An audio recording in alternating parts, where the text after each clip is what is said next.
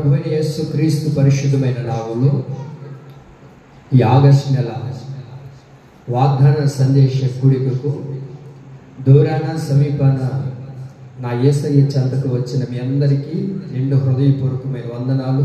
దేవునికి స్తోత్రాలు. అందరికీ వందనాలు. నా యేసయ్య మీ నోటి నిండా సంతోషాన్ని కలగచేయునుగాక.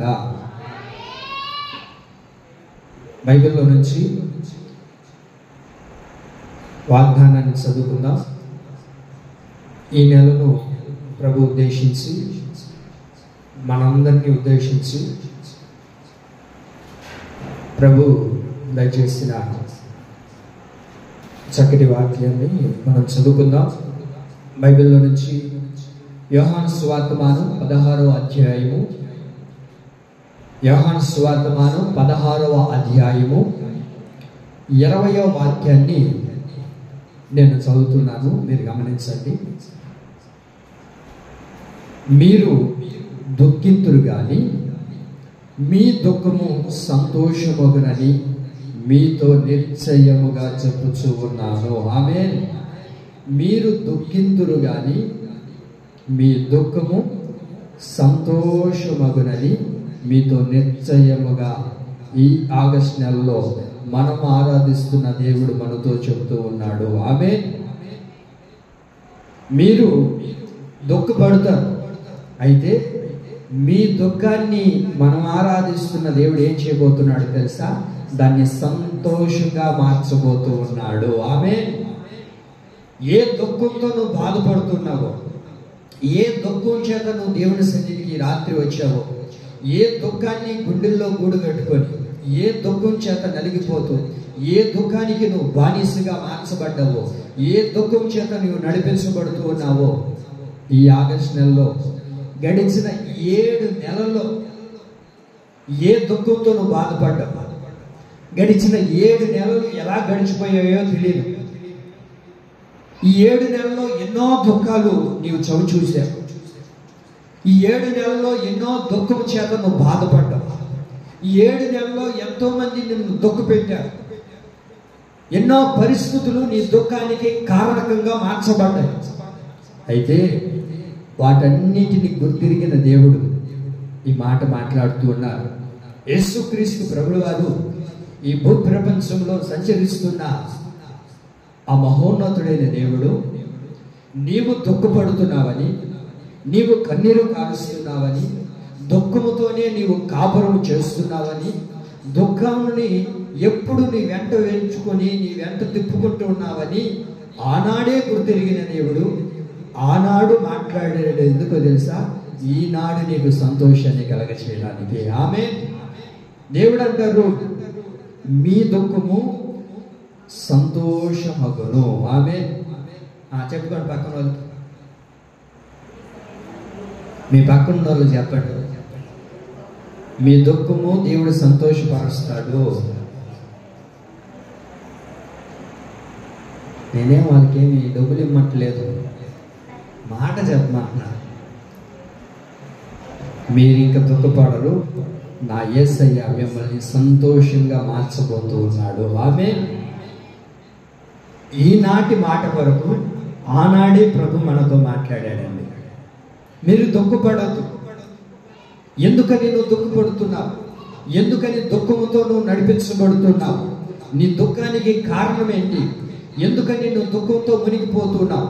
అయితే ఈ దుఃఖాన్ని ప్రభు తీసివేసి నీ దుఃఖాన్ని దేవుడు ఏం చేయబోతున్నాడు తెలుసా? దాన్ని సంతోషంగా మార్చబోతూ ఉన్నాడు. ఆమేన్. మీరు దుఃఖపడతారు. దుఃఖం అనేది ప్రతి మానవుడికి కలుగుతూ ఉంటుంది. దుఃఖం లేనోడు భూప్రపంచంలో ఎవరైనా ఉన్నారా? చేతులు చూపించండి. నేను ఎప్పుడు దుఃఖపడలేదు అన్నాడంటే వాళ్ళు పిచ్చోళ్ళు అయినట్టు. నేను ఎప్పుడు దుఃఖపడలేదు అనేది ఏమండి? ఆ మాట చెప్పారు అని అంటే ఎవరు చెప్తారు? ఆ మాట పిచ్చోడు మాత్రమే చెప్పగలుగుతాడు.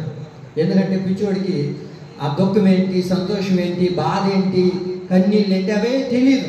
మనమేం పిచ్చోళ్ళు కాదుగా. అయితే ప్రభు మనతో మాట్లాడుతున్న మాట ఏంటో తెలుసా? మీ దుఃఖము సంతోషమగును. ఆమేన్. ఈ 7 నెలల్లో ఏ పరిస్థితితో అది మనకు బాగా తెలుసు. ఏ పరిస్థితులు మనం దుఃఖపెట్టాయో, ఏ పరిస్థితులు మనల్ని నలిపేసాయో, ఏ పరిస్థితులు మనల్ని దుఃఖానికి బానిసలుగా చేశాయో, ఆ దుఃఖాన్నంతటినీ ప్రభు కొట్టివేసి సంతోషాన్ని ప్రభుని కలగజేయబోతూ ఉన్నాడు. ఆమేన్. ఆ సంతోషం మనం పొందుకోవాలి. ఆ సంతోషానికి మనం బానిసలం అయిపోవాలని, ఆ సంతోషం మన వెంట ఉండాలని, ఆ సంతోషం మనతో పాటు నడిపించబడాలని ఈ రాత్రి ప్రభు మనతో మాట్లాడుతూ ఉన్నారు. మీరింక దుఃఖపడరు, మీరింక దుఃఖపడరు. ఏ దుఃఖం మీ వెంట వచ్చిందో ఆ దుఃఖాన్ని కొట్టివేసి ఈ ఆగస్టు నెలలో ప్రభు మనతో మాట్లాడుతూ ఉన్నాడు. సంతోషమును నేను కలగజేయబోతూ ఉన్నాను. ఆమేన్. సంతోషం. ఈ రోజున చాలా మంది ఆ దుఃఖం చేత, ఆ బాధ చేత, ఆవేదన చేత ఎన్నో హృదయాలు నలిగిపోతూ ఉన్నాయి. ఎన్నో హృదయాల్లో దుఃఖము చేత, ఎన్నో హృదయాల్లో దుఃఖమనే ఈ బాధ చేత దుఃఖముతో నడిపించబడుతూ, దుఃఖముతో కొనసాగించబడుతూ ఉన్న వారి హృదయాలు ఏమైపోయి ఉన్నాయి అంటే నలిగిపోతూ ఉన్నాయి. దుఃఖముతో నడిపించబడే ప్రతి మానవుడు వాడి యొక్క హృదయం ఎలా ఉంటుంది అంటే నలిగిపోయి ఉంటుంది. దుఃఖముతో ఉన్న వాడి యొక్క హృదయం నలిగిపోయి ఉంటుంది, అది పగిలిపోయి ఉంటుంది. దాన్ని ఎవరు బాగు చేయలేరు. కానీ నేను ఆరాధిస్తున్న దేవుడు ఈ రాత్రి మనతో మాట్లాడుతున్న మాట ఏంటో తెలుసండి? మీ దుఃఖాన్ని కొట్టివేసి నేను సంతోషంగా చేయబోతూ ఉన్నాను. ఆమేన్. మీ దుఃఖాన్ని నేను తీసివేయబోతున్నాను. మీకు దుఃఖం అనేది లేకుండా నేను సంతోషంగా చేయబోతూ ఉన్నాను. ఆమేన్. ఈ దుఃఖం మనిషిని ఏం చేస్తుంది అంటే ఏంటి? ఆత్మలో నలిగిపోయేటట్లుగా, ఆత్మలో కృంగదీసేటట్లుగా, హృదయాన్ని బాధపరిచేటట్లుగా. మానవుడిని పై రూపాన్ని అందరూ చూస్తారు, కానీ హృదయంలో ఏ దుఃఖం ఉందో ఎవరైనా చూసి చెప్పగలుగుతారా? చెప్పండి అమ్మా, ఎవరైనా చెప్పగలుగుతారా? ఎవరూ చెప్పలేరు. ఆ హృదయం దుఃఖపడడం ద్వారా, ఆ గుండె దుఃఖపడడం ద్వారా, ఆ మనిషి దుఃఖపడడం ద్వారా ఏమవుతుంది అని అంటే ఆత్మ నలిగిపోతూ ఉంటుంది. కొంతమంది చూడండి మనోదుఖం. ఆ మనోదుఖం ఎలా ఉంటుంది అంటే ఎవరికి చెప్పుకోలేక వాళ్ళు వాళ్ళే కృంగిపోతూ, వాళ్ళు వాళ్ళే మదన పడుతూ, వాళ్ళు వాళ్ళే కుమిలిపోతూ, వాళ్ళు వాళ్ళే దుఃఖపడటం ద్వారా చాలా మంది చూడండి 1 నెల క్రితం ఇట్లా ఉంటారు. ఏ దుఃఖం వచ్చిందో, ఏ మనోదుఖం వచ్చిందో తెలియదు, కానీ సన్నగా శేఖర పొలలాగా అయిపోతారు. పోయిన నెలలో ఎట్లా ఉండింది మనిషి? గుమ్మానం కూడా పట్టేదట్లేదు. ఆటోలో అమ్మ కూర్చుంటే ఇంకొకటి లేదు. అంత దర్జాగా ఉండేది, అంత సంతోషంగా ఉండేది. మరి ఏ మనోదుఖం బాధ పెట్టిందో, ఏ మనోదుఖం చేత తన హృదయంలో ఏలుబడి చేస్తుందో, ఆ దుఃఖం ఏం చేసిందయ్యా అంటే ఆ మనిషిని నలిపేసింది, ఆ మనిషిని కృంగదీసేసింది, ఆ మనిషిని బాధపరిచేసింది. నేను అన్నట్లేదు, వాక్యం మీరు చదవండి. సామెతల గ్రంథం 15వ అధ్యాయం 13వ వాక్యం మీరు చూడగలిగితే, సామెతల గ్రంథం 15వ అధ్యాయము 13వ వాక్యాన్ని మనం చూడగలుగుతాం. సంతోష హృదయము ముఖమునకు తేటనిచ్చును, మనోదుఖము వలన ఆత్మ నలిగిపోతుంది. ఈ రోజున ఎంతమంది మనోదుఖం చేత బాధపడుతూ ఉన్నారు, ఎంతమంది మనోదుఖం చేత కృంగిపోతూ ఉన్నారు. ఈ మనోదుఖం అనేది ఎవరితో చెప్పుకోలేనిది, ఎవరితో పంచుకోలేనిది. కట్టుకున్న భర్తతో కానీ, కడుపును పుట్టిన బిడ్డలే కానీ, రక్త సంబంధికులకే కానీ ఈ మనోదుఖం అనేది పంచలేనిది. ఈ మనోదుఖం హృదయాన్ని ఏం చేస్తున్నాయి అంటే నలిపేస్తున్నారు. ఎంత బాధాకరమైన విషయం అండి! హృదయాన్ని నలిపేస్తుంది. అది ఎవరితో చెప్పుకోలేదు. ఎవరితోనే చెప్పుకుంటే ఆ బాధను తీర్చలేరు. ఎవరితో చెప్పుకుందామనుకుంటే ఆ బాధను ఇంకా రెట్టింపు చేసేవాళ్ళే కానీ ఆ బాధను సర్దుమనిపించే వాళ్ళే. అయ్యా, ఈ మనోదుఖం ఏం చేస్తున్నాయి అంటే ఆత్మను ఏం చేస్తుందంట? నలిపేస్తుందంట. అయితే ఇది గుర్తెరిగిన నా దేవుడు ఈ రాత్రి మాట్లాడుతున్నది ఏంటో తెలుసా? నీ మనోదుఖము, నీ వేదన, నీ కన్నీళ్ళు ఈ రాత్రి నా దేవుడు తీసివేసి సంతోషంగా నా ప్రభు నీకు కలగచేయును గాక. ఆమేన్. ఈ మనోదుఃఖం ఎవరితో చెప్పుకోలేదు. అలా చెప్పుకోకుండా నడిపించబడుతున్న మన జీవితంలో ఈ రాత్రి ప్రభు మనతో మాట్లాడుతూ ఉన్నాడు. అమ్మా, నువ్వు ఎందుకని దుఃఖపడుతున్నావు, ఎందుకని దిగులు చెందుతూ ఉన్నావు? ఈ రాత్రి నేను నీకు సంతోషాన్ని ఇవ్వబోతూ ఉన్నాను. ఈ రాత్రి నీ జీవితంలో సంతోషాన్ని ప్రభు కలగ చేయాలని, ఆ సంతోషానికి నువ్వు ఒక ధన్యురాలుగా మార్చబడాలని, నీ కుటుంబం సంతోషంతో ఉండాలని, నీ కుటుంబం కలకలలాడాలని, సంతోషంతో నింపబడాలని ప్రభు ఆశపడుతూ ఉంటే మనం ఏమనుకుంటామో తెలుసా అండి? నిజమేనా పాస్టర్ గారు, మీకేమి బాగానే చెప్తారు, బాధపడేవాడికి కదా బాధ ఏంటో తెలుస్తుంది అనుకుంటే సరిపోతుందా? అసలు అనుకోవడానికైనా జరుగుతుందా ఇది? అసలు సంతోషం ఏంది కలగడం మా బ్రతుకుల్లో? నా బ్రతుకులో నేను పెళ్ళైనప్పటి నుంచి యాగతానే ఉండాలిగా. నేను కన్నప్పటి నుంచి నాకు ఈ బాధలు, నేను కట్టుకున్నప్పటి నుంచి ఈ దుఃఖం నన్ను వెంటాడుతూనే ఉంది. నా జీవితంలో ఈరోజు సంతోషంగా ఉంటాను అని అనుకునే దినం లేదు. అసలు అనుకోవడానికైనా హద్దులు అనేటివి ఉండాలి పాస్టర్ గారు. ఆ దుఃఖం పోతుంది, ఆ దుఃఖం ఇంకా కనుమరుగైపోతుంది. ఇంచుమించుగా 12 సంవత్సరాలు, 20 సంవత్సరాలు, 25 సంవత్సరాల నుంచి ఈ దుఃఖంతో నేను కాపురం చేస్తూ ఉన్నాను. అసలు అనుకోగలుగుతానా? మన జీవితంలో అదే కదా మనం అనుకునేది. ఏమని? అసలు నా జీవితంలో కూడా సంతోషం కలుగుతుందా? నా జీవితంలో కూడా ఆనందం అనేది నేను చూడగలుగుతానా? అసలు ఆనందం సంతోషం అంటే అది ఎట్లా ఉంటుంది? అసలు అనుకునేది కాదు. నేను అనట్లేదు, యోగు భక్తుడు ఆ మాట మాట్లాడతారు. చూడండి, యోగు గ్రంథం 9వ అధ్యాయము 27వ వాక్యంలో, 9:27 చదవండి. నా శ్రమను మరిచిపోయేదననియు దుఃఖముఖుడనై ఉంట మాని సంతోషముగా నుండేదననియు నేను అనుకుంటున్నా. నేను అనుకునేది కాదు. నేను సంతోషంగా ఉండగలుగుతానా? ఈ మనోదుఃఖం చేత, ఈ వేదన చేత, ఈ శ్రమల చేత నేను మర్చిపోయి సంతోషంగా ఉండేదనని నేను అనుకున్నా? నేను అనుకునేది కాదయ్యా. నేను ఏ రోజు కూడా నా జీవితం కూడా మారుతుంది, నా ఇంట్లో వాడు కూడా మారుతాడు, నా బిడ్డలు కూడా మారుతారు, నా కుటుంబ పరిస్థితులు మారుతాయి, నా జీవిత శైలి మారిపోతుంది, నా జీవిత శైలి మారిపోతుంది అని నేను అనుకుంటున్నానా? నేను అనుకోలేదే. వచ్చారు ఆయన దగ్గరికి. వచ్చిన వాళ్ళందరూ ఏం చేశారు?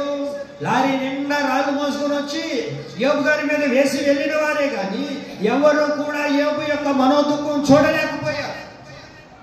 యోబులో దాచబడిన దుఃఖాన్ని చూడలేకపోయారు. వచ్చిన వాళ్ళందరూ తనను శ్రమ పెట్టిన వాళ్ళే, వచ్చిన వాళ్ళందరూ తనను దుఃఖ పెట్టిన వాళ్ళే, వచ్చిన వాళ్ళందరూ తనను బాధ పెట్టిన వాళ్ళే కానీ ఎవరు కూడా తన దుఃఖాన్ని తీసివేయలేకపోయారు. వీళ్ళని ఎవరు రమ్మన్నారు? వీళ్ళని ఎవరు రమ్మన్నారమ్మా? యోబు స్నేహితుల్ని ఎవరు రమ్మన్నారు? అయ్యగారు ఏమన్నా కబురు పెట్టారా? అయ్యా రండి, నేను దుఃఖంలో ఉన్నాను, బాధలో ఉన్నాను, నా దుఃఖాన్ని తీర్చండి, నాకు సంతోషాన్ని కలిగిన మాటలు చెప్పండి అని ఎవరైనా పిలిచారా యోబు స్నేహితుల్ని? వచ్చిన వాళ్ళు ఏం చేయాలి? వచ్చిన లేదు ఆదరించే మాటలతో మాట్లాడాలి. ఆదరణతో కూడిన మాటలు మాట్లాడకపోగా ఏం చేస్తున్నారు? అతన్ని దుఃఖ పెడుతూ, బాధ పెడుతూ, ఇంకా 4 రాళ్ళు పైన వేసి వెళ్ళిపోతూ ఉన్నారు. ఒక మనిషి మన దగ్గరకు వచ్చేది ఎందుకో తెలుసండి? అప్పటికే కృంగిపోయి ఉంటాం, అప్పటికే బాధపడి ఉంటాం. మన వాళ్ళు చెప్పేది మాట ఏంటి? మూలిగే దాని మీద తాటికాయ పడింది, అది మూలవుతుంది మొదలే. సరేలే ఏమైంది అని చెప్పి ఆ తాటి చెట్టు కింద కానీ నిలబడుకుంటే ఇప్పుడు ఏమైంది? మూలిగే దాని మీద తాటికాయ పడ్డట్టు మన జీవితంలో అప్పటికే దుఃఖం, అప్పటికే కృంగిపోయినాం, అప్పటికే బాధపడుతున్నాం, అప్పటికే శ్రమ మధ్యలో ఉన్నాం. వీళ్ళని ఎవరు పిలుస్తారో తెలియదు కానీ అప్పుడప్పుడు వస్తుంటారు మన మధ్యలోనికి, అప్పుడప్పుడు మన జీవితంలోకి వస్తారు. ఇంకా మనల్ని కృంగతీయడానికి, ఇంకా మనల్ని బాధ పెట్టడానికి, ఇంకా మనల్ని కృంగదీసి నలగదీసి మనల్ని బాధ పెట్టేటట్లుగా కారణకులుగా మార్చబడాలని. ఈ రాత్రి ప్రభు మనతో మాట్లాడుతున్నది ఏంటో తెలుసా? నేను నీకు దుఃఖాన్ని కొట్టివేసి, దుఃఖాన్ని తీసివేసి మీ దుఃఖము సంతోషమగును. ఆమేన్. మా జీవితంలో కూడా సంతోషం కలుగుతుందా? సంతోషంగా నేను ఉంటానా అని అనుకున్నాడండి. నేను అనుకోలేదే, నేను అనుకునేది కూడా కాదే, మరి నా బ్రతుకులో కూడా కలుగుతుందా అని అంటే, నేను క్లుప్తంగానే చెప్పి ముగిస్తాను చూడండి. అప్పటికే ఇంచుమించుగా ఎన్నో సంవత్సరాల పాటు ఒక బానిసత్వపు బ్రతుకులో బ్రతుకుచూ ఉన్నారు.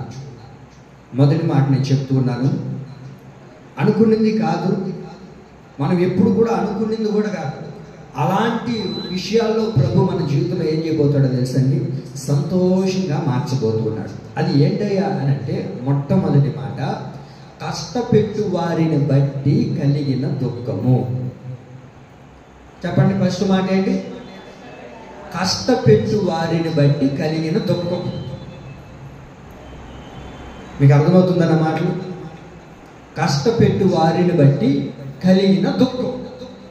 అప్పటికే ఇంచుమించుగా ఎన్నో సంవత్సరాల చేత బాధపడుతూ ఉన్నారు, వేదన చెందుతూ ఉన్నారు, బాధపడుతూ కన్నీళ్లు కారుస్తూ, వారిని దుఃఖం నుంచి విడిపించేవారు లేక, వారి బాధ నుంచి విడిపించేవారు ఎవరూ లేక, ఎన్నో బాధలతో బాధపడుతూ ఉన్నారు, ఎంతో దుఃఖంతో వేదన చెందుతూ ఉన్నారు, కష్టపడుతున్నారు. ఎంత కష్టపడుతున్నా ఆ కష్టానికి తగిన ప్రతిఫలాన్ని వారు పొందలేకపోతున్నారు. కష్టపడుతున్నారే కానీ ఆ కష్టానికి తగిన ప్రతిఫలాన్ని వారు చూడలేకపోతున్నారు. ఎంత కష్టపడుతూ ఉన్నారో, ఎంత శ్రమ పెడుతూ ఉన్నారో మీరు వినాలన్నమాట. ఎన్నో కష్టాల చేత ఎంతో కష్టపెట్టి వారిని ఎంతో బాధ పెట్టి ఎంతో దుఃఖానికి వారిని కారకులుగా చేస్తూ ఉన్నారు. అలాంటి పరిస్థితుల్లో నడిపించబడుతూ ఉన్నారు ఇశ్రాయేలు ప్రజలు. వింటూ ఉన్నారా? ఇశ్రాయేలు ప్రజలు అంతటి దుఃఖంతో, అంతటి వేదనతో బాధపడుతున్నారు, కష్టపడుతున్నారు. వాళ్ళంతటా వాళ్ళే మట్టి తెచ్చుకున్నారు, వాళ్ళంతటా వాళ్ళే ఆ మట్టిని తొక్కి వాటిని రాళ్ళుగా తయారు చేసి వాటన్నిటిని తీసుకుని వెళ్ళి అక్కడ పెట్టిన తర్వాత, సరేలే కష్టపడ్డాంగా, ఇంత కష్టపడిన తర్వాత కష్టానికి తగిన ప్రతిఫలం రావాలా లేదండి? ఆ ప్రతిఫలం ఇవ్వట్లేదు. సరే అడగదామని అంటే, అడిగితే దానికి ఒక ఇబ్బంది, అడగదామని అంటే దానికి ఒక ఇబ్బంది, నోరు తెరిచేదైనా మాట్లాడితే ఏదో ఒక శిక్షణ వేస్తూ ఉన్నారు. అయ్యా ఇది అన్యాయం కదయ్యా, మేము కష్టపడుతున్నాం, దానికి కష్టానికి తగిన ప్రతిఫలం ఇవ్వాలా లేదా? అయితే వాళ్ళు ఏం చేస్తున్నారు తెలుసా? వారిని నానాటికి కష్టపెడుతూ, వారిని దుఃఖ పెడుతూ, బాధ పెడుతూ ఉన్నారు. చదువుతారు మీరు ఆ మాటను. నిర్గమాకాండం 3వ అధ్యాయము 7వ వాక్యం.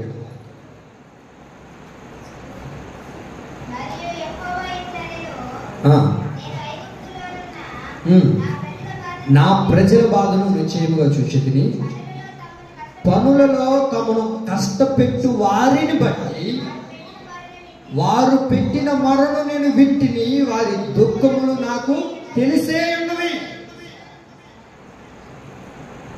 కష్టపడు వారిని ఏం చేస్తున్నారు? కష్టపెట్టి వారిని ఏం చేస్తున్నారు? బాధ పెడుతూ ఉన్నారు. కష్టపెట్టి వారిని బట్టి దుఃఖపడుతున్నారు. ఈరోజు ఎంతమంది ఉద్యోగం చేస్తూ ఆ ఉద్యోగాల్లో బాధపడుతూ, ఉద్యోగాన్ని వదిలేయలేక, ఉద్యోగాన్ని విడిచిపెట్టలేక, అట్లాగని ఉద్యోగం చేయలేక నలిగిపోతూ ఉన్నారు. ఎన్నో కుటుంబాల్లో ఉద్యోగం చేస్తూ ఉన్న దగ్గర ఎన్నో కష్టాలు పడుతూ ఉన్నారు. ఉద్యోగం చేస్తూ ఉన్నారా? ఆ పని చేసుకుంటున్న వాళ్ళు ఏం చేస్తున్నారయ్యా అంటే వారిని కష్టపెడుతూ ఉన్నారు, వాళ్ళని బాధ పెడుతున్నారు. ఇదేంటి ఇట్లా చేసావు, ఇదేంటి ఇట్లా ఉంది, ఇది ఎట్లా ఉండకూడదు కదా, ఇది ఎట్లా చేయొచ్చు కదా. కష్టపెట్టు వారిని ఏం చేస్తున్నారు? దుఃఖ పెడుతూ ఉన్నారు, వారిని బాధ పెడుతూ ఉన్నారు. ఆ దుఃఖాన్ని ఎవరు కూడా అడిగేవారు లేదు. ఎందుకయ్యా ఇంత దుఃఖ పెడుతున్నాం, మేము కష్టపడుతున్నాం, కష్టానికి తగిన ప్రతిఫలం ఇవ్వాలా లేదా? ఇవ్వకపోగా వారిని ప్రతిదినం బాధ పెడుతూ, వారిని కృంగదీస్తూ, వారిని నలుగుపరుస్తూ, వారిని ఇంకా బాధ పెడుతూ ఉన్నారు. ఏమక్క, ఎందుకు ఆ పని మానేయకూడదు? వాళ్ళు అంత కష్టపెడుతున్నారు కదా అన్న, వాళ్ళు అంత దుఃఖ పెడుతున్నారు కదా, ఎందుకు ఆ పని మానేయచ్చుగా? మానేయాలనేది కానీ నా కుటుంబ పరిస్థితులు చూసి నా కుటుంబం కొంచెం కష్ట పరిస్థితిలో ఉంది, నా కుటుంబాన్ని ముందుకు లాక్కోవాలని ఎంత కష్టపెడుతున్నా నేను దానికి నలిగిపోతూ ఈ పని చేయాల్సి వస్తుందయ్యా అని చెప్పేవాళ్ళు ఎంతోమంది ఉన్నారు. ఈ రాత్రి నా దేవుడు అంటారు, కష్టపెట్టు వారిని బట్టి కలిగిన దుఃఖాన్ని నా యేసయ్య కొట్టివేయునుగాక. ఆమేన్. ఎవరు నిన్ను కష్టపెడుతున్నారు, నువ్వు ఎక్కడ కష్టపడుతున్నావో నీ ఉద్యోగంలో వారు ఒకవేళ నిన్ను దుఃఖ పెడుతున్నారేమో, నువ్వు చేస్తున్న పనిలో నిన్ను ఒకవేళ దుఃఖ పెడుతున్నారేమో, నువ్వు వెళ్తున్న ప్రతి పనిలో ఎవరైనా నిన్ను దుఃఖ పెడుతున్నారేమో. దేవుడు అంటారు ఈ రాత్రి, కష్టపెట్టు వారిని బట్టి నీ దుఃఖాన్ని దేవుడు ఏం చేయబోతున్నాడో తెలుసా? కొట్టివేయబోతూ ఉన్నాడు. కొంతమంది చూడండి, ఆ ఉద్యోగానికి వెళ్ళేటప్పుడు వారిని ఎదగనీరు, వారి నానాటికి ప్రతిరోజు వాళ్ళు ఏం చేస్తుంటారంటే కష్టపెడుతూనే ఉంటారు. వాళ్ళకి కక్షలే ఉండవు. కాకపోతే ఈ మనిషి మంచిగా చేస్తుందని నలుగురిలో పేరు వచ్చింది అనుకో. ఒక ఉద్యోగం చేసేటప్పుడు పలానా వ్యక్తి మంచిగా చేస్తున్నారని అంటే ఏం చేస్తారు? ఆ వ్యక్తికి ప్రమోషన్ వస్తుంది, అంతేనా? మంచిగా ఉద్యోగం చేస్తున్నారు, అన్నిట్లో కరెక్ట్గా ఉన్నారు, అన్ని సిట్ రైట్గా చేస్తూ ఉన్నారు, కరెక్ట్ వేలో వెళ్తున్నారు, వీళ్ళు ఇంకొంచెం మంచి పోస్టులకు వస్తే, ఇంకొంచెం మంచి పదవులకు వస్తే ఇంకా బాగుంటుంది అని ఆలోచిస్తారు. అయితే ఈ కష్టపెట్టి వారు ఏం చేస్తున్నారు తెలిసి, వారిని దుఃఖపెట్టి, వారిని బాధ పెట్టి ఎట్లాగైనా సరే ఈ పనిలో నుంచి వాళ్ళు ఏం చేయాలి? బయట పంపించాలి. రకరకాలైన పరిస్థితుల్లో నిన్ను ఒకవేళ దుఃఖ పెడుతున్నారేమో, నీ ఉద్యోగంలో నిన్ను కృంగదీసేస్తూ ఉన్నారేమో, కష్టపెట్టి వారిని బట్టి నువ్వు కృంగిపోతూ ఎవరికి చెప్పుకోవాలో, ఎక్కడ బాధపడాలో, ఒకవేళ వాళ్ళు ఎదుట నిలబడి బాధపడితే ఏమైపోతుందని తెలియని పరిస్థితుల్లో ఒకవేళ బాధపడుతూ ఉన్నట్లయితే ఈ రాత్రి నా యేసయ్య అన్న మాట ఏంటో తెలుసా? మీ దుఃఖమును సంతోషంగా ప్రభు మార్చబోతూ ఉన్నాడు. ఆమేన్. నీ పరిస్థితి ఏదైనా సరే ఈ రాత్రి నువ్వు దేవుని సన్నిధికి వచ్చావు కదా, దేవుని సన్నిధిలో మొరపెట్టు. వాళ్ళు ఏం చేశారు తెలుసా? అయ్యా, కష్టపెట్టుతున్న వారిని బట్టి దుఃఖపడడం ద్వారా వాళ్ళు ఏం చేశారు? దేవునికి మొరపెట్టడం ప్రారంభించారు. ఆమేన్. ఏం చేశారు? చెప్పాలి. ఏం చేశారు? దేవుని సన్నిధిలో వారు మొరపెట్టడం ప్రారంభించారు. నువ్వు అనుకోవచ్చు, నువ్వు కష్టపడుతున్న దగ్గర నన్ను ఇంతగా కష్టపెడుతున్నారు కదా, నా పనిలో ఇంత బాధ పెడుతున్నారు పలానా వ్యక్తి, వీళ్ళ మీద ఏదైనా కంప్లైంట్ ఇద్దాం, వీళ్ళ మీద ఏదైనా కంప్లైంట్ ఇచ్చి వారిని చూసుకోండి, వాళ్ళని ఏదైనా అందామంటే మళ్ళీ వాళ్ళు ఏం చేస్తారు? వాళ్ళు ఏం చేస్తారు చెప్పనా? వీళ్ళకే కొంచెం డబ్బులు ఇచ్చి ఏమండి మరలా వాళ్ళు కొంచెం అంత పోపించి ఏం చేస్తారు? వాళ్ళు వీరి వైపు తిప్పేసుకుంటారు. ఎవరైతే కంప్లైంట్ చేయడానికి వేరే వాళ్ళే వచ్చి మళ్ళీ ఈ అధికారులు వచ్చి ఏం చేస్తారు? వాళ్ళని తిట్టడం ప్రారంభిస్తారు. ఇప్పుడు ఎవరికి చెప్పుకోవాలి ఆ దుఃఖం?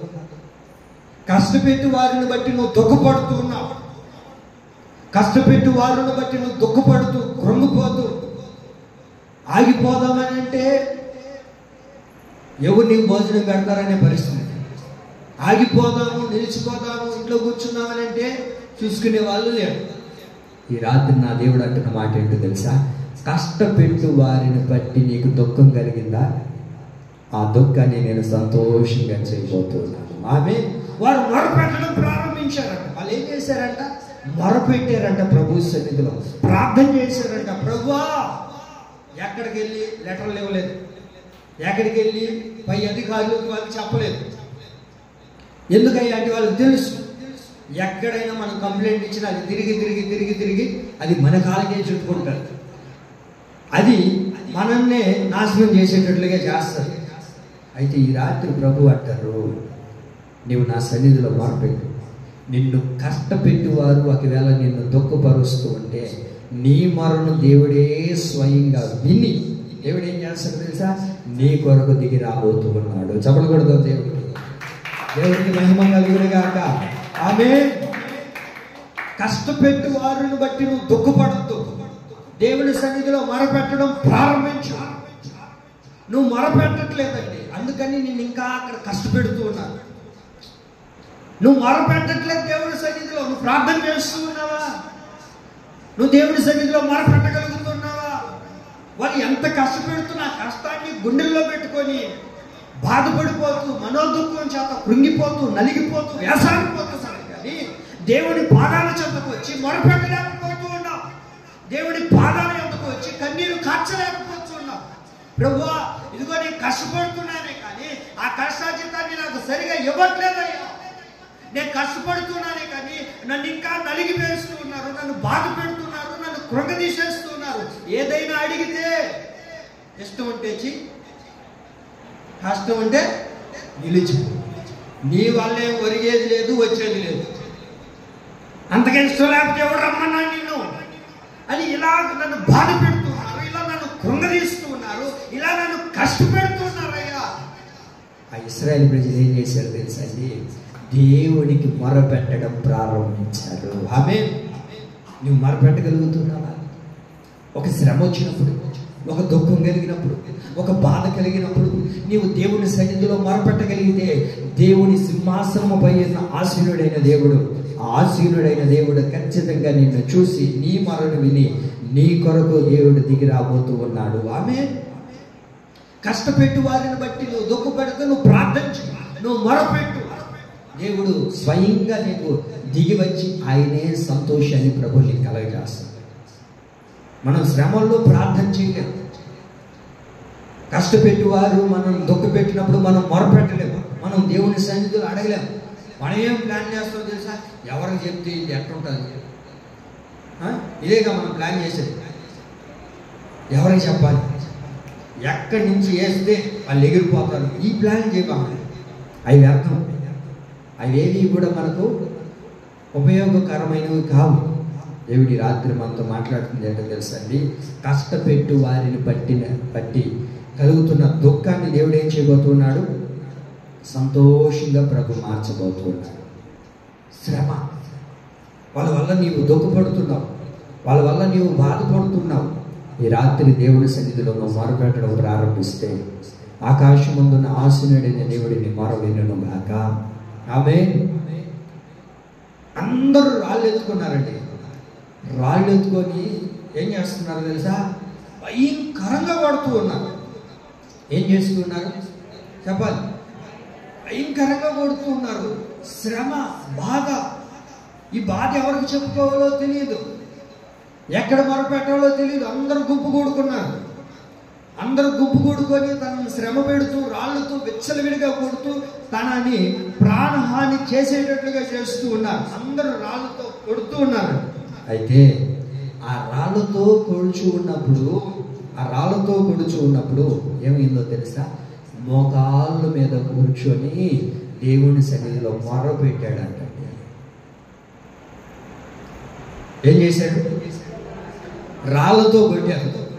రాళ్లతో కొట్టినప్పుడు ఏం చేయాలా? మనకు కూడా చేతికి ఏ రాయి దొరికితే వాళ్ళు 10 దెబ్బలు కొడితే మనం ఒక్క దెబ్బైనా కొట్టలేము ఏమ్మా? అవతలోడు 10 దెబ్బలు మనం కొట్టాడు, ఒక్క దెబ్బైనా తిరిగి కొడితే అదొక తృప్తి. అప్పుడు కడుపు మాట చల్లారుతుంది మనకు. అవునా కదా? మీరేంది మౌనంగా ఉన్నారు? ఏదో ఒకటి చెప్పండి. అవునా కాదా? రాళ్ళతో అందరూ చుట్టుముట్టారు. రాళ్ళతో కొడుతూ ఉంటే అయ్యగారు ఏం చేశారు తెలుసండి? మోకాళ్ళ మీద ప్రార్థన చేయడం ప్రారంభించాడు. ఆమేన్. అందరూ చుట్టుముడతారు మనకు ఏమండి? అందరూ చుట్టుముడతారు. కొడుకు పోతే కోడలు, కోడలు పోతే బిడ్డ, బిడ్డ పోతే మొగుడు, మొగుడు పోతే భార్య. ఇదే ఒకడు పోతే ఒకడు నిన్ను మాట్లాడుతూ ఉంటారు, ఒకరు పోతే ఒకరు నిన్ను రాళ్ళతో కొడుతూ ఉంటారు, సూటిపోటి మాటలతో మాట్లాడుతూ ఉంటారు. రాళ్ళతో కొట్టడం అంటే రాళ్ళు తీసుకొని వచ్చి కొట్టడం కాదు. వారి మాటలతో మనల్ని కొడుతూ ఉంటారు, వాళ్ళ మాటలతో మనం దుఃఖపెడుతూ ఉంటారు. ఈ శ్రమల మధ్యలో మనం ఏం చేయాలో తెలుసా అండి? మోకరించి ప్రార్థన చేయడం ప్రారంభించాలి. ఆమేన్. చదువుతారు మీరు ఆ మాటను? అపోస్తలుల కార్యములు 7వ అధ్యాయం 59 నుంచి చదవండి.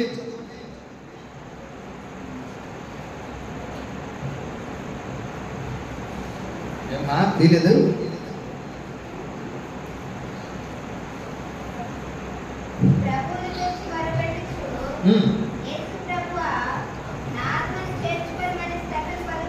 స్టెఫను పలుకుచుండగా వారు అతన్ని రాళ్లతో కొట్టిరి, అతడు మోకాళ్ళుని.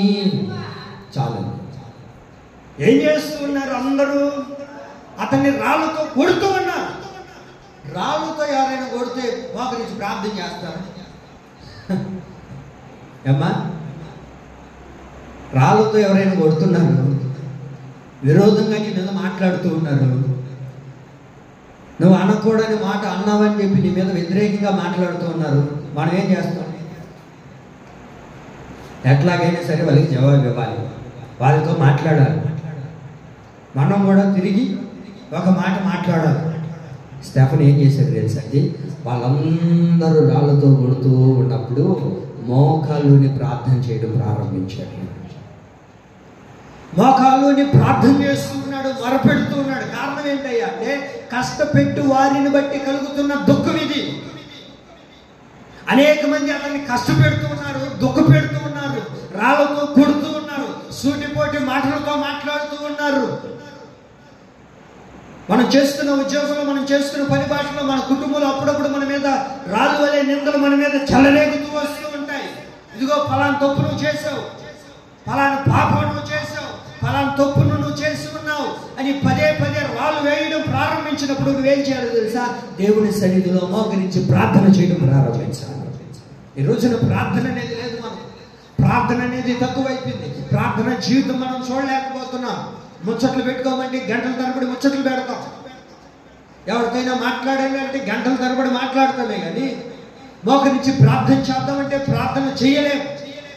కారణం ఏంటమ్మా? మోకరించి ప్రార్థన ఎందుకు చేయలేకపోతున్నాం అంటే నాకు కాళ్ళు నొప్పులయ్యా, నాకు నడువు నొప్పులయ్యా, నాకు తల నొప్పి అయ్యా, నాకు కళ్ళు నొప్పులయ్యా, నాకు గొంతు నొప్పి అయ్యా, నాకు కడుపు నొప్పి అయ్యా, అన్నీ నొప్పులేనయ్యా.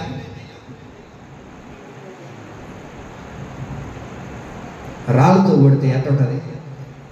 అబ్బా సమ్మగా ఉందయ్యా, హాయిగా ఉందయ్యా, ఈ పక్క కొట్టండి, ఈ పక్క కొట్టండి అని అంటారా?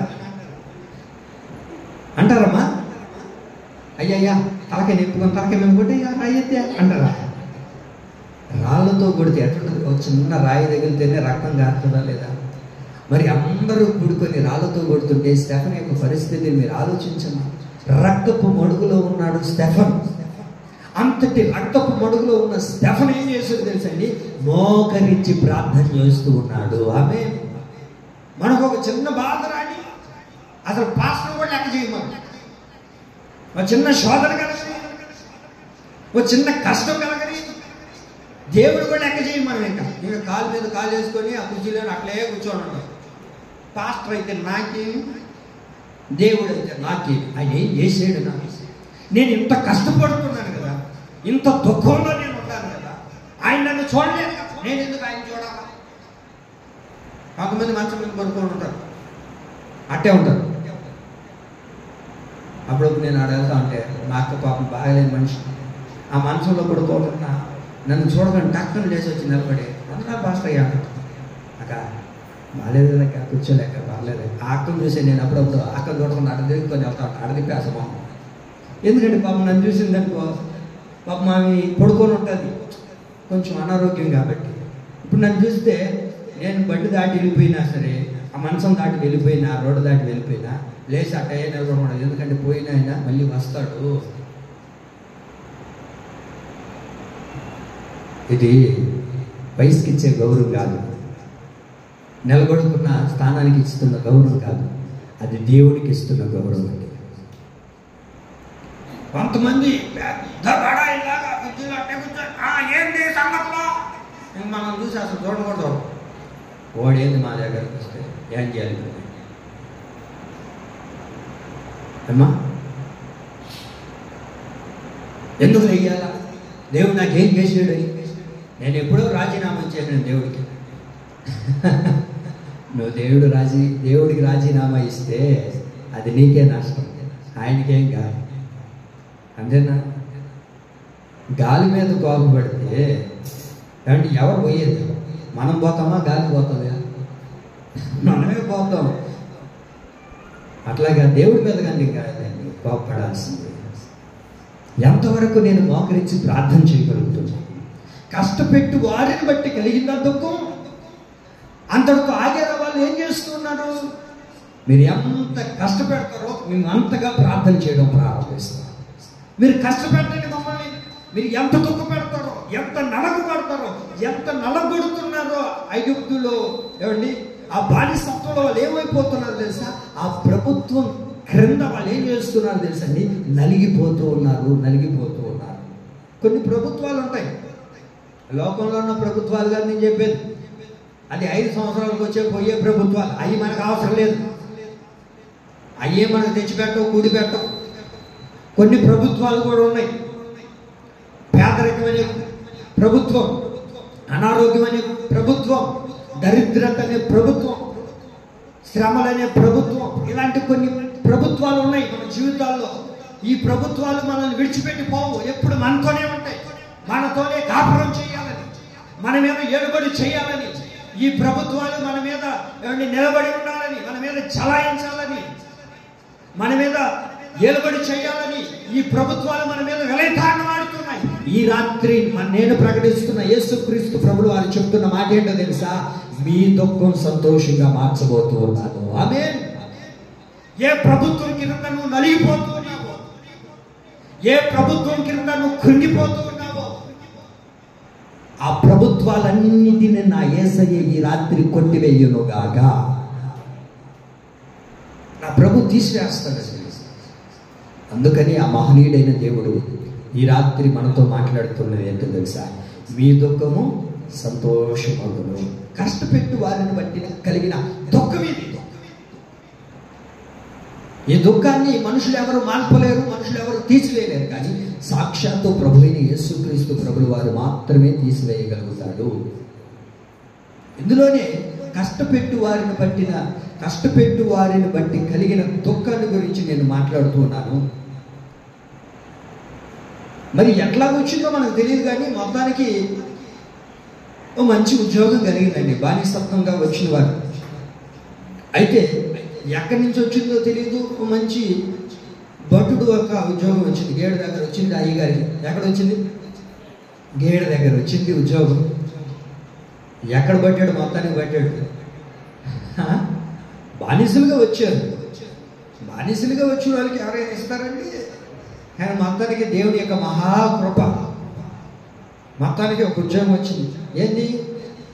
రాజుగారి పాటలోనికి ఎవరైనా వస్తే అయ్యగారు గేటు తీయాలి, వాళ్ళు లోపలికి వెళ్ళిన తర్వాత గేటు తీయాలి. ఇలాంటి ఉద్యోగం అయింది. అలాంటి ఉద్యోగంలో నడిపించబడుతుంటే ఈయన నిష్ట కలిగిన వాడు, దేవుడి తప్ప మరొకరికి మొక్కేవాడు కాదు, దేవుడికే నమస్కరించేవాడు. ఈయనకేమో అంత గర్వమా అని అనుకోవడానికి లేదు. ఏమంటే ఆయనకి గర్వం కాదండి, అది ఆయన ఒక ప్రతిష్టతలో ఉన్నాడు. దేవుడు నమ్ముకున్న బిడ్డ ఆయన. మనుషులకి మొక్కేవాడు కాదు, మనుషులకి భజన చేసేవాడు కాదు. మా ఎండి సారు ఏం చెప్తారు? అదేగా మా పెద్ద సారు, మా పెద్ద మేడం భజన చేసేవాడు కాదు ఈయన దేవుడికి భజన చేసే వ్యక్తి అండి. ఎవరికి భజన చేసేవాడు? దేవుడికి భజన చేసేవాడు, మనుషులకి భజన చేసేవాడు కాదు. ఆ ఉద్యోగం ఎంతవరకు అంతవరకే, ఎగస్ట్రా పనులు చేసేవాడు కాదు.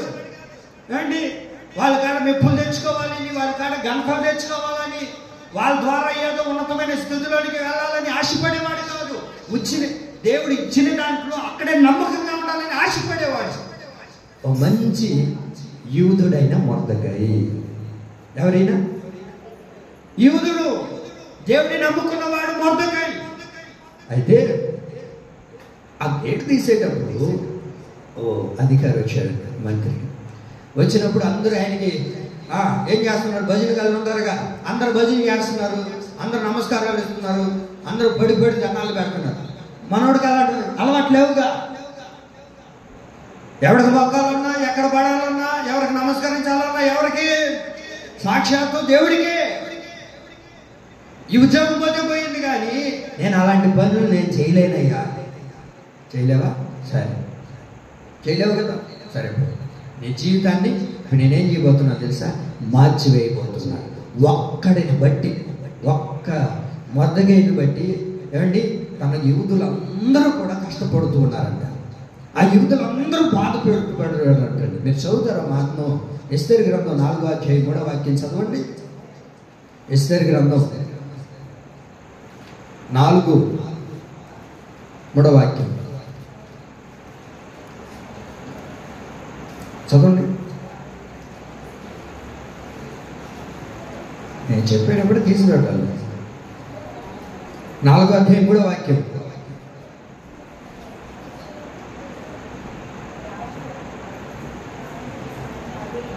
యూదులు ఉపవాసం ఉండి మహా దుఃఖములోను ఏడుపులోను రోధంలోను మునిగిన వారైరి. ఏమైపోయారంట వాళ్ళు? ఏమయ్యారంట? దుఃఖంలోను రోధనలోను ఏమయ్యారు? ఏడుపులోను వాళ్ళు ఏమైపోయారంటే మునిగిపోయి ఉన్నారు. మునిగిపోతే ఎవడైనా లేపగలుగుతాడా? నెలలో మునిగితే మరొకడు వచ్చి ఎట్ట ఒకటి తాడేసో లేకపోతే ఎవరి దూకో ఎట్ట ఒకటి లేపుతారు, తీసుకురాగలుగుతారు. అయ్యి వీడు ఎక్కడ మునిగిపోయి ఉన్నారు? వీళ్ళు దేవుని బిడ్డలు ఎక్కడ మునిగిపోయి ఉన్నారయ్యా? కష్టపెట్టి వారిని పట్టిన కలిగిన దుఃఖం ఏం చేస్తుందయ్యా అంటే, దుఃఖంలో వారిని ఏం చేస్తుంది? మునిగేటట్లుగా చేసేసింది. వాళ్ళు మునిగిపోయి ఉన్నారు, వారు కృంగిపోయి ఉన్నారు. అక్కడ ఆ దుఃఖంలో, ఆ బాధలో, ఆ రోధంలో మునిగిపోయి ఉన్నారంట. వారిని లేవనెత్తే వాళ్ళు లేరంట. ఒక్క మొర్దెకైని బట్టి ఏమైంది? ఆ ప్రజలందరూ కూడా దుఃఖంతో మునిగిపోయారు. దుఃఖంతో మునిగిపోయి ఉపవాసం ఉండి ఏం చేస్తున్నారు వాళ్ళు? అనేకులు గోనెను బూడిదను చెప్పండి, చదవండి, వేసుకొని పడి ఉండేది. ఏం చేస్తున్నారు వాళ్ళు? మునిగిపోయినారు, ఆ దుఃఖంలో కృంగిపోయినారు. మునిగిపోయి లేవలేక, ఆ దుఃఖం నుంచి బయటికి రాలేక, ఆ దుఃఖం నుంచి బయటికి వస్తే ఏమంటే ఎవరు తీసుకుని వచ్చేవారు లేక వారు ఏం చేయబడ్డారు అంటే మునిగిపోయి ఉన్నారు. అయితే ఉపవాసం ఉండి ఆ బూడిద పైన పోసుకొని ఏడుస్తూ మరపెడుతూ దేవుని సన్నిధిలో గోజాడుతూ ఉన్నారు. కష్టపెట్టి వారిని బట్టిన కలిగిన దుఃఖం ఇది. అలాంటి బూడిదలో పడిపోయిన వారిని దేవుడు విడిచిపెట్టి వెళ్ళిపోలేదు. ఎక్కడైనా సావండి, ఎక్కడైనా పడండి అని వెళ్ళిపోయిన దేవుడు కాదీన.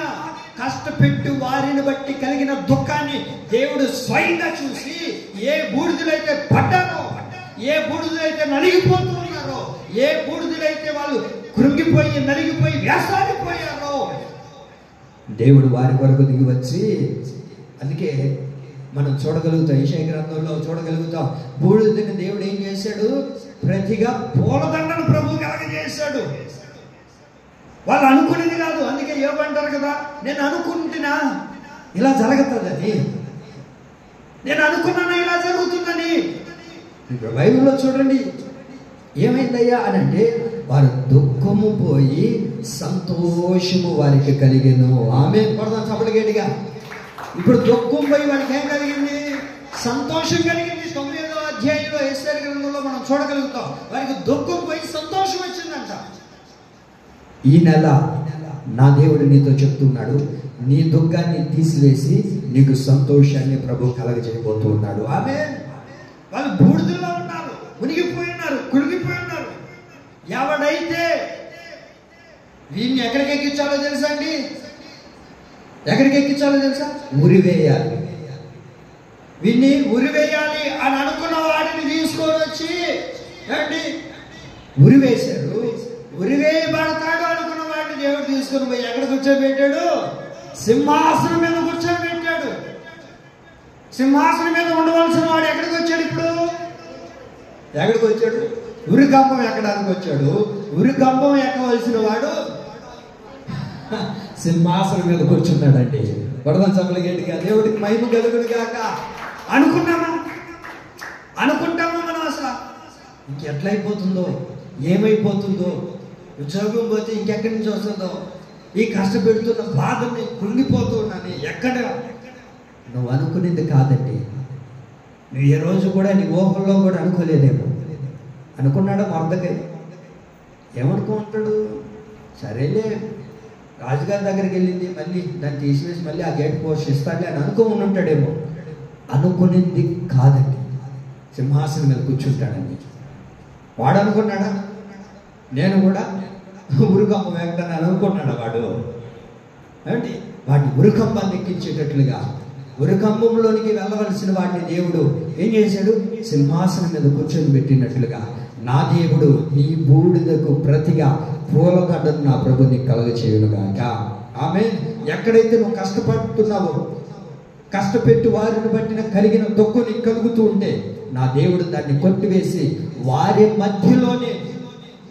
మధ్యలోనే నిన్ను ఒక ఉన్నతమైన స్థితిలో నా దేవుడు నిలబెట్టునుగాక. ఆమె ఇది మొదటి మాట.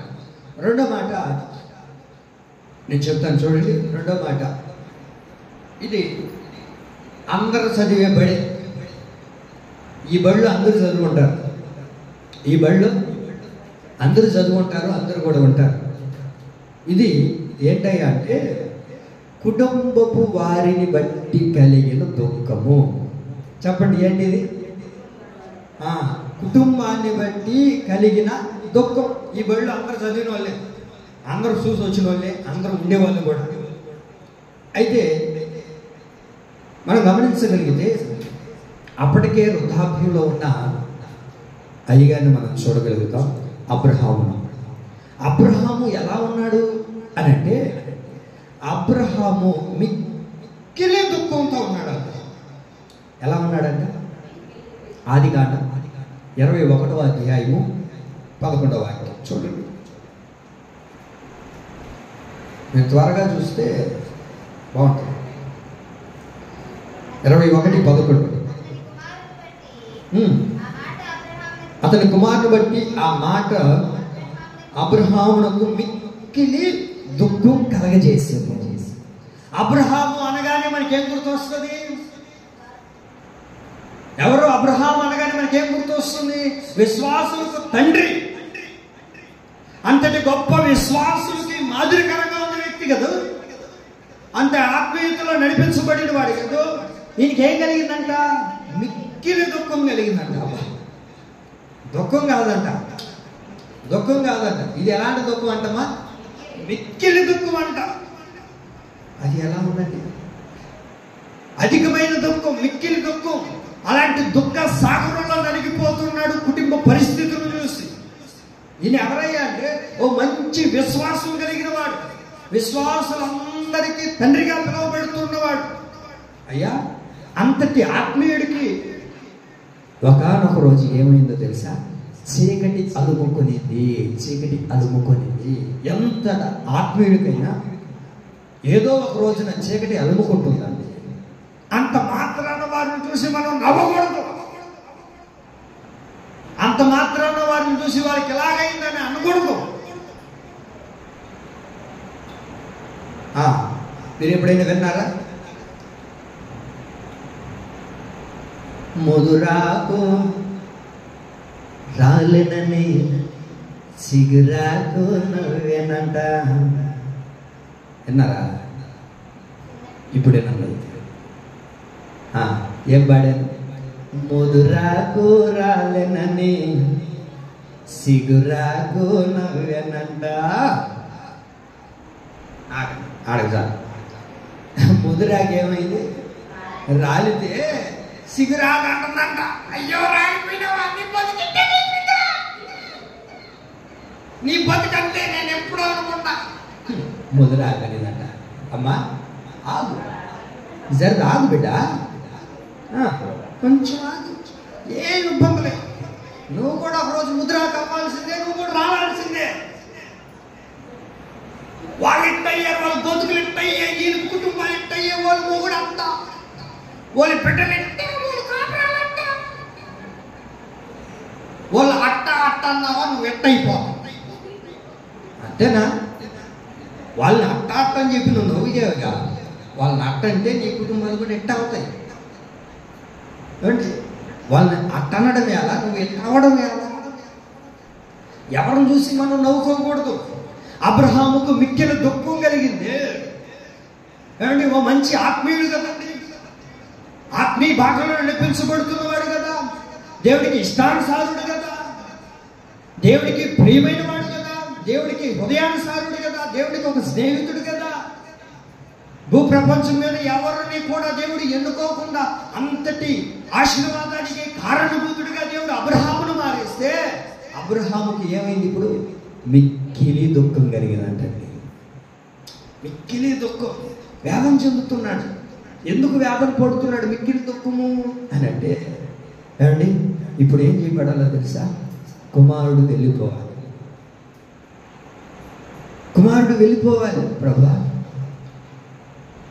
బిడ్డ వెళ్ళిపోతే ఎట్లాగయ్యా? లేక పుట్టినాడు, దాసికే పుట్టుండొచ్చు, కానీ రక్తం పంచుకొని పుట్టాడు కదయ్యా. వాడు నాకు చేజారిపోతే, వాడు ఈ వయసులో బయటికి వెళ్తే ఎక్కడ బ్రతుకుతాడు? ఎవరు చెంతనుంటాడు? ఎవరు నెడలో ఉంటాడు? ఎవడు వాడికి అన్నం పెడతాడు? వాడిని ఎవడు పిలుస్తాడు? నానాని ఎవరిని పిలవగలుగుతాడు? అటు దేవుడికి చెప్పుకోలేక, ఇటు భార్యతో చెప్పుకోలేక, అటు దాసితో చెప్పుకోలేక మిక్కిలి దుఃఖంతో బాధపడుతూ ఉన్నాడంట. చేతికొచ్చిన కుమారుడే ఎట్లా వదులుకోగలుగుతాడండి అబ్రహాం? ఎలా విడిచిపెట్టగలుగుతాడు? ఎలా వదిలేసుకోగలుగుతాడు? అప్పటికే 99 సంవత్సరాలు 100 సంవత్సరాలు వచ్చి ఉంటాయి అండి.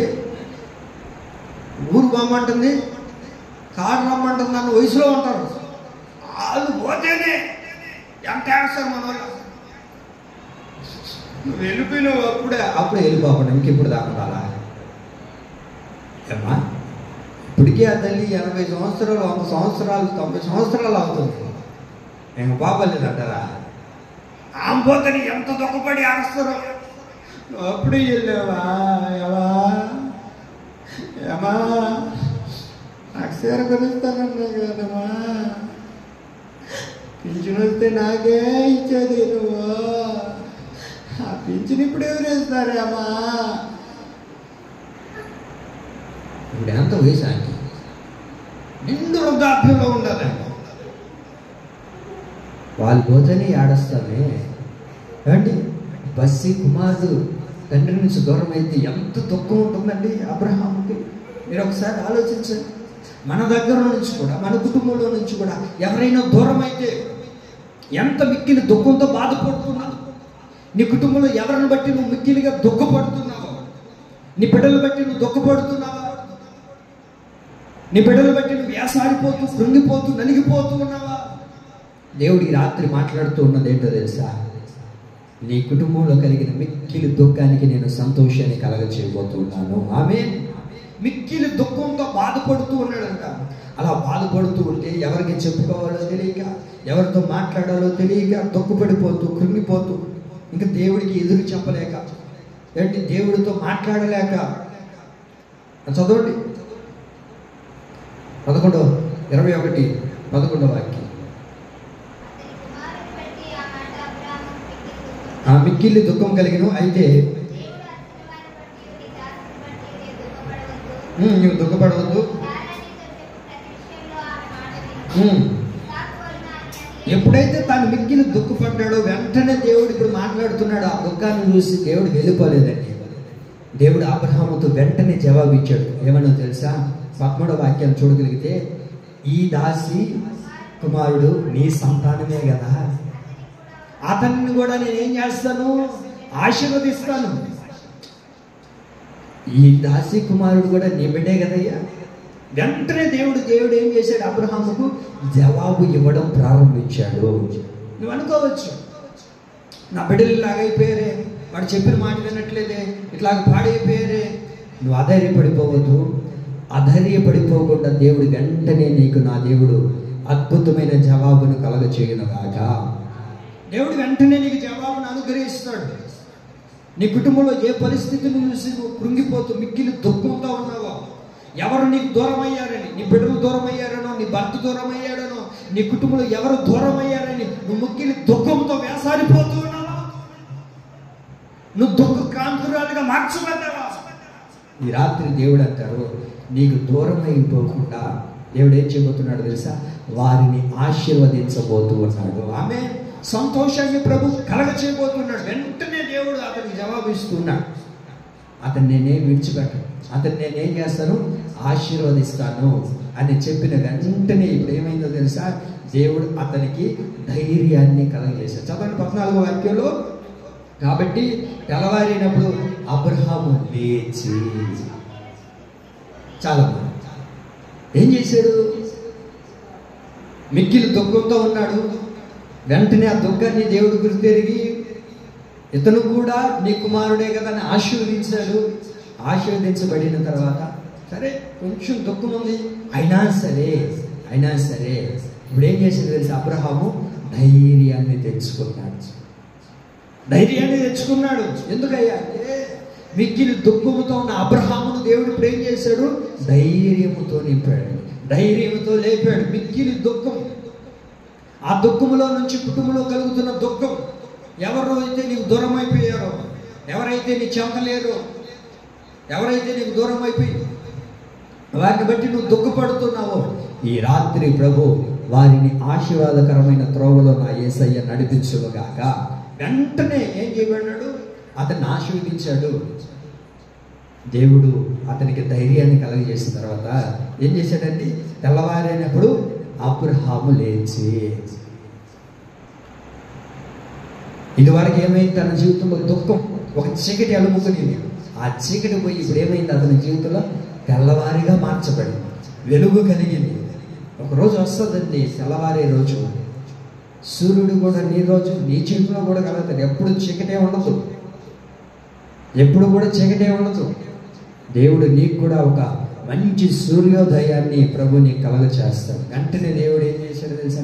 అతన్ని ధైర్యపరిచిన తర్వాత అబ్రహాం ఇప్పుడు ఏమయ్యాడు? లేచెను అంటాడు. అబ్రహాం ఏమయ్యాడు? లేచాడు. కృంగిన వేళలో, అందుకే నాకు మీకు పడను, అదే నాకు మీకు పడని విషయం ఏంటంటే అక్కడే నా పాపం. నేను పాడేనా?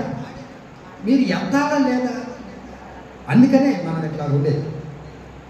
కృంగిన వేళలో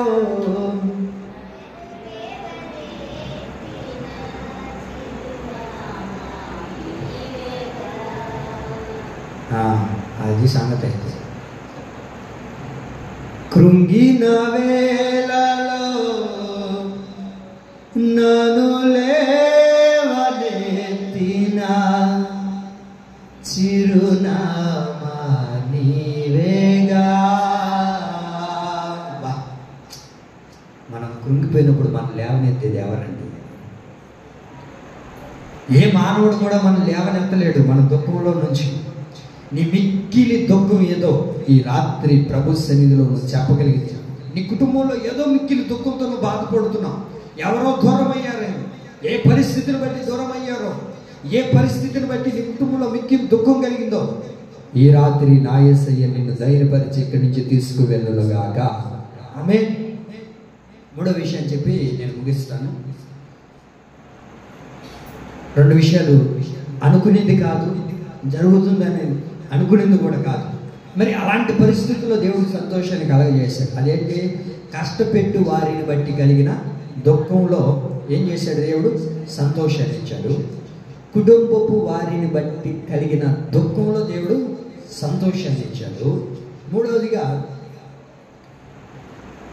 మూడో విషయాన్ని నేను చెప్తున్నాను వినండి. కాల్చబడిన వాటిని బట్టి కలిగిన దుఃఖము. రాసుకోండి. ఏంది? కాల్చబడిన వాటిని బట్టి కలిగిన దుఃఖం. రాజుగారి దగ్గరికి ఓ వ్యక్తి వచ్చాడు. రాజు అతను చూశాడండి. రాజు అతను చూడగానే, ఏమండి నీకేం అనారోగ్యం లేదుగా, బాగానే ఉండవుగా, మరి ఎందుకని అంత దుఃఖంతో ఉండవు? నీ హృదయం ఎందుకు దుఃఖపడుతుంది అని ఎవరు గుర్తుపట్టారో చెప్పనా? ఓ రాజుగారు గుర్తుపట్టారు.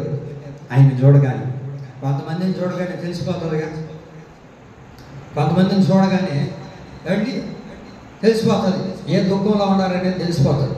కాక కల్లా కపటం లేనోళ్ళు దుఃఖంగా ఉంటే కనబడిపోతారు, సంతోషంగా ఉన్నా కనబడిపోతారు.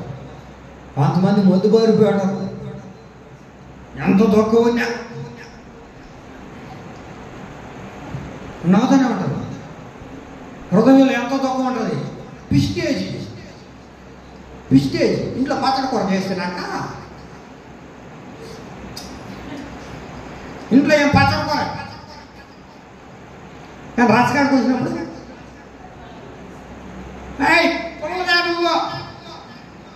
తెస్తున్నానయ్యా పచ్చడి కూడా ఇరుక్కుపోయి ఉంటుందా పిస్టేజ్. కానీ ఈయన అలాంటోడు కాదండి. హృదయంలో ఏది ఉంటుందో ముఖంలో అదే కనబడుతుంది. హృదయంలో దుఃఖం ఉంటే దుఃఖమే కనబడుతుంది, హృదయంలో సంతోషం ఉంటే సంతోషమే కనబడుతుంది. కొంతమంది అలా ఉంటారు కాక, కొంతమంది సంతోషంగా ఉంటే సంతోషమే ఉంటారు, బాధ ఉంటే బాధతోనే ఉంటారు. అయితే రాజుగారి దగ్గరికి వచ్చినప్పుడు రాజుగారు అంటారు, నెహెమ్యా ఎందుకని నీవు దుఃఖపడుతూ ఉన్నావు? నీకేం అనారోగ్యం లేదు కదా, బాగానే ఉన్నావుగా, నీకేం షుగర్ లేదుగా, నీకేమన్నా నడుము నొప్పులా, నీకేమన్నా కీళ్ళు నొప్పులు, నేను బాగానే ఉండవుగా, మంచిగా ఆహారం తీసుకొచ్చావు నా గారికి, మంచిగానే నా ఎదురు తిరుగుతున్నావే, అయితే నువ్వు ఎందుకని దుఃఖంతో నింపబడి ఉన్నావు అని అంటే ఎక్కడ కనబడింది అంటారు? ఎక్కడ కనబడుతుంది? రాజుగారికి ముఖంలో కనబడింది. ఈ రాత్రి నీ ముఖంలో ఉన్న ఏ దుఃఖంతో వచ్చావో నీ ముఖంలో ఉన్న దుఃఖాన్ని నా యేసయ్య చూసి దాన్ని సంతోషంగా ప్రభు మార్చునుగాక. చదువుతారు మీరు నెహెమ్యా గ్రంథం 2వ అధ్యాయం 2వ వాక్యం చదవడమా? నీకు వ్యాధి లేదు కదా, నీ ముఖం ఎలా ఉంది? విచారంగా ఉంది. నీకేం వ్యాధి లేదు కదయ్యా, ఎందుకని నీ ముఖం అలా ఉంది? నీ హృదయము దుఃఖము చేతనే అది కలిగినదని నాతో అనగా, అయ్యా ఏం చెప్తున్నాడు? అతన్ని చూసి దేవుడు మాట్లాడుతున్నాడు. నీ హృదయంలో ఏదో దుఃఖం, ఏదో బాధ, ఏంటో అది నాకు చెప్పు. ఈ రాత్రి దేవుడికి నువ్వు చెప్పగలిగితే, ఈ రాత్రి ప్రభు నిన్ను అడుగుతున్నాడు. నువ్వు ఇంకా ప్రభు దగ్గర దాచిపెట్టద్దు, ప్రభు దగ్గర అలా నిలుపుకోవద్దు. పాస్టర్ గారికి చెప్తే ఏం ఉపయోగం? ఏమండి, దేవుడికి చెప్తే ఏం ఒరుగుతుంది, నాకు ఏం వస్తుంది అని అనుకొని నీ దుఃఖాన్ని, నీ బాధను నీ గుండెల్లోనే దాచుకోవద్దు. నెహెమ్యా ఏం దుఃఖం వచ్చింది నీకు చెప్పు, నాకు ఎందుకని దుఃఖపడుతున్నా? కొంతమంది నాకు కనబడుతుంటారు, అప్పుడప్పుడు నేను అడుగుతుంటా, ఎందు మాట్లాడున్నావు, ఏమున్నాయి? లేదండి లేదండి, ఉన్నా కూడా చెప్పండి. లేదక్క చెప్పండి, దానికోసం ప్రార్థన చేద్దాం. నెహెమ్యా ఎందుకని నీ హృదయంలో దుఃఖం? నెహెమ్యా ఇప్పుడు అన్న మాట ఏంటో చెప్పనా? చదవండి 3వ అధ్యాయం.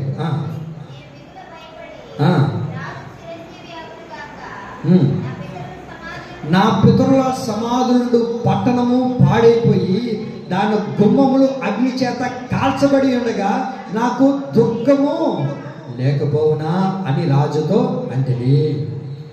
అయ్యా, నా పితరుల యొక్క సమాధులు, గుమ్మములు, పట్టణము కాల్చివేయబడుతుంది.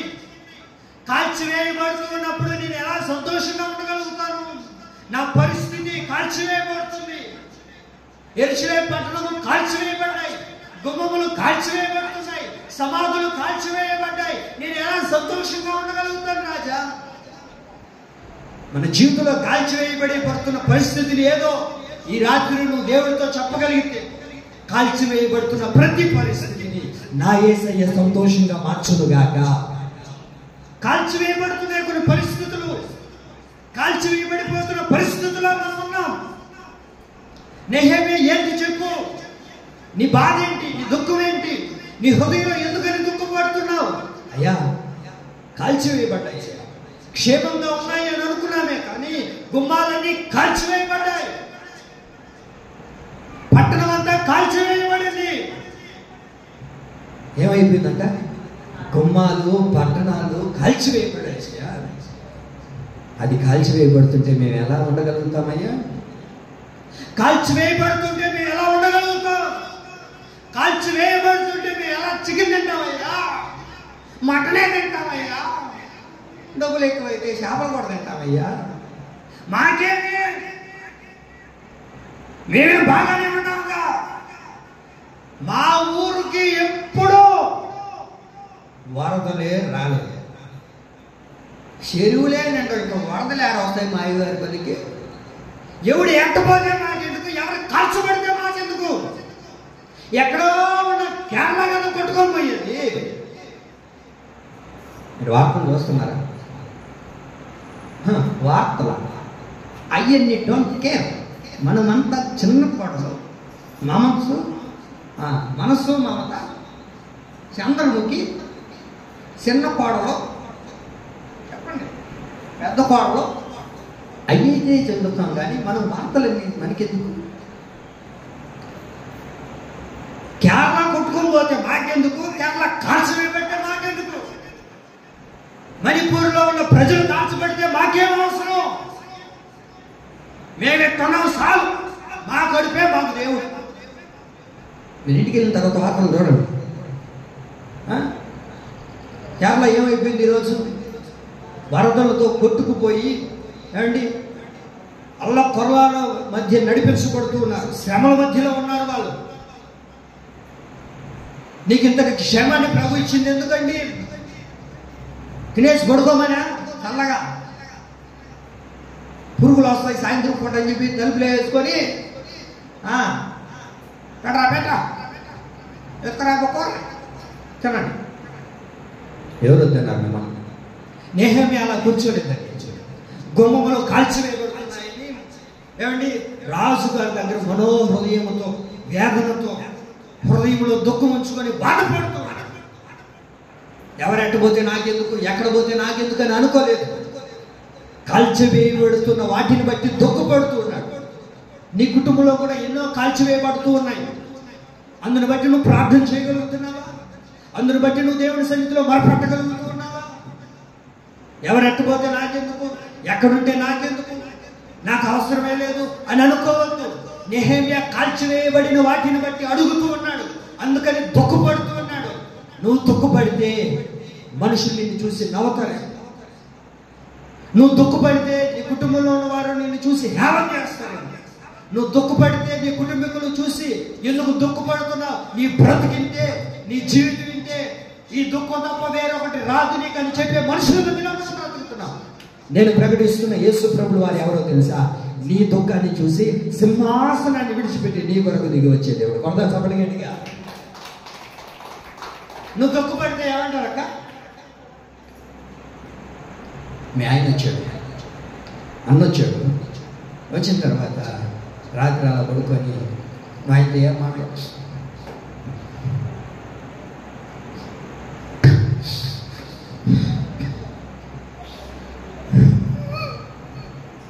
నీ బతికితే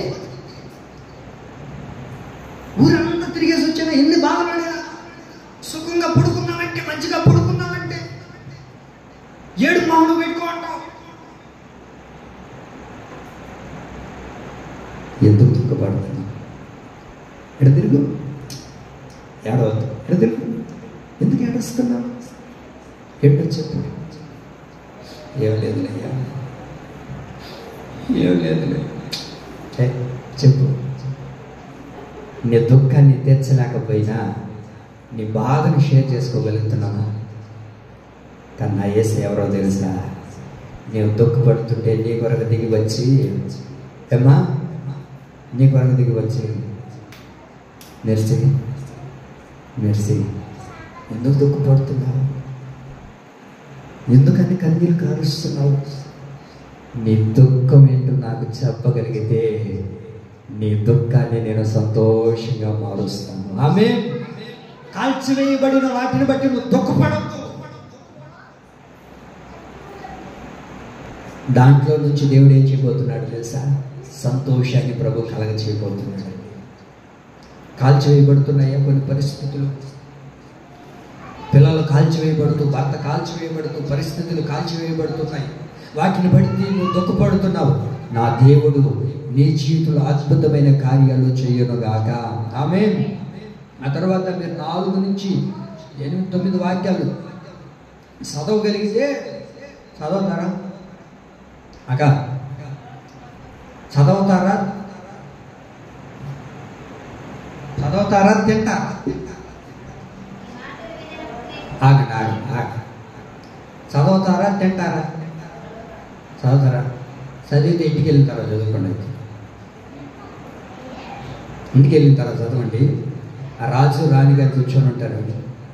వాళ్ళ దగ్గర అన్నీ అడుగుతుంటే వాళ్ళందరూ సంతకం పెట్టేసాం, సంతకం పెట్టేసాం, ఏం కావాలి చేయబో. గొప్ప ఉంటుంది. మన దేవుడు చాలా గొప్పవాడు. కాల్చివేయబడిన వాటిని బట్టి నువ్వు తొక్కుపడితే నీ కొరకు దిగి వస్తాడు ఆయన. ఎన్నో సంవత్సరాలుగా కాల్చివేయబడుతూ ఉన్నాయి. బిడ్డలు కలగక, గర్భఫలం లేక, దేవుడి ఆ పరిస్థితిని ఇంకా కాల్చివేయబడుతూ ఉన్నట్లయితే ఈ రాత్రి నా యేసయ్య అంటున్న మాట ఏంటో తెలుసా? కాల్చివేయబడిన వాటిని బట్టి నువ్వు దుఃఖపడుతూ ఉంటే ఆ దుఃఖాన్ని ప్రభు తీసివేసి సంతోషాన్ని ప్రభు కలగజేస్తాడు. ఆమె ఈ రాత్రి నా యేసయ్య మీ అందరి జీవితాల్లో పలుకుతున్న మాట ఏంటో తెలుసా? మీ దుఃఖము సంతోషమగునని నిశ్చయముగా మీతో యేసయ్య ఈ రాత్రి పలుకుచూ ఉన్నాడు. ఆమె అనుకునేది కాదు, ఊహల్లో కూడా వచ్చింది కాదు. మరి అలాంటి పరిస్థితుల్ని దేవుడు ఇక్కడ మార్చినట్లుగా మనం చూడగలుగుతున్నాం. మొదటిగా కష్టపెట్టు వారిని బట్టి కలిగిన దుఃఖం, కుటుంబపు వారిని బట్టి కలిగిన దుఃఖం. మూడవది కాల్చబడిన వాటిని బట్టి కలిగిన దుఃఖం. ఈ దుఃఖాలన్నిటినీ నా యేసయ్య ఏం చేయబోతున్నాడు? సౌండ్ పెంచండి ఇంకాస్త. ఒక్క పాయింట్, సంతోషంగా యేసయ్య మార్చునుగాక. ఆమేన్. ఇక్కడి నుంచి సంతోషం అనే మూటను నా యేసయ్య మీ మీద కుమ్మరించునుగాక. ఈ కొద్ది మాటలు మీ వినికిడిలో పరిశుద్ధాత్మ దేవుడు మీరు కట్టి ఫలింప చేయునుగాక. ఆమేన్. ఒకరించండి.